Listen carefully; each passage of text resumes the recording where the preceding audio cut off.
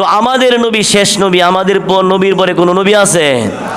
কাদিয়ানি সম্পর্কে গতকালকে বলি, আগে গত সপ্তাহ বলেছিলাম, আজকে শেষ বলে দিতেছি।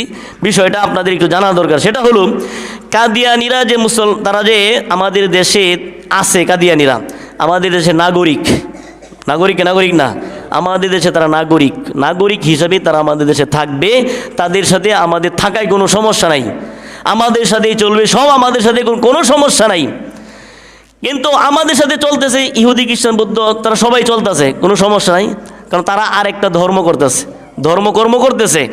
হিন্দু খ্রিস্টান বৌদ্ধ ইহুদি যারা তাদের ধর্মকর্ম করতেছে, তাদের ধর্মকর্মে আমরা কোনো সময় বাধা দেই, পূজায় বাধা দেই, বরং আমরা আরও সাহায্য করি তাদের ধর্মকর্ম যেন সুন্দরভাবে করতে পারে। কথা বলেন ঠিক কিনা?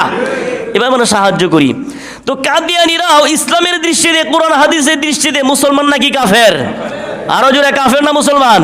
কাফের। কিন্তু তারা নাম দিয়েছে মুসলিম জামাত। নাম দিয়েছে কি? মুসলিম জামাত। মুসলিম জামাত নাম দিয়ে যদি আমার মধ্যে আপনার মধ্যে ঢুকে, তাহলে আমরা কি বুঝবো সে কাদিয়ানি নাকি কাফের? এই জন্য আমাদের কথা হলো, সে যেহেতু কোরআন হাদিসের দৃষ্টিতে সকলেই বলবে তারা কাফের, সেহেতু তাদের আর একটা নাম দেওয়া হোক, কাফের অথবা অন্য একটা নাম দেওয়া হোক। এখন নাম দেওক, এবং তারা যে এবাদত বন্দিগি করবে, এবাদত বন্দিগির জন্য হিন্দু খ্রিস্টানদের মতো গির্জা তারা যা বানায়, এগুলো হিসাবে তারা বানাক, অন্য নাম দিয়া, মসজিদ নাম দিয়ে তারা বানাবে কেন? কথা বলে ঠিক কিনা? মসজিদ নাম দিয়েও এগুলো বাংলাদেশে বানাইতে পারবে না। যদি বানাই তাহলে আমাদের সমস্যা আছে না নাই?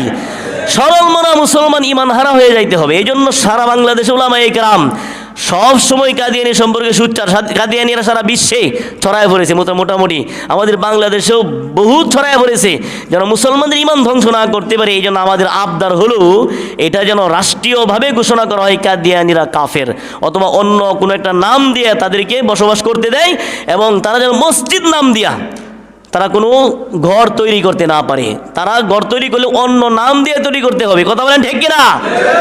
এটাই আমাদের নবী শেষ নবী, আমাদের নবীর পরে আর কোনো নবী আছে? নবী নাই।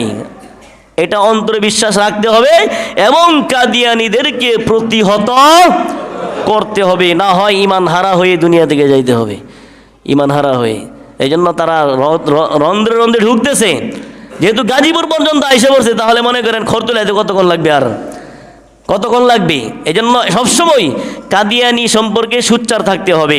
সংসদের মধ্যে উলামায়ে কেরাম, বড় বড় উলামায়ে কেরাম তারা কাগজ পাঠাইছে যেন কাদিয়ানিদের অন্য একটা নাম দেওয়া হয়, এবং তারা যেন মসজিদ নামে কোনো ঘর নির্মাণ করতে আর না পারে, মুসলমানদের ইমান আর ধ্বংস করতে না পারে। আমরা সমস্ত উলামায়ে কেরামদের সাথে এক আছি তো ইনশাআল্লাহ? আল্লাহ তাআলা বুঝার তৌফিক দান করেন।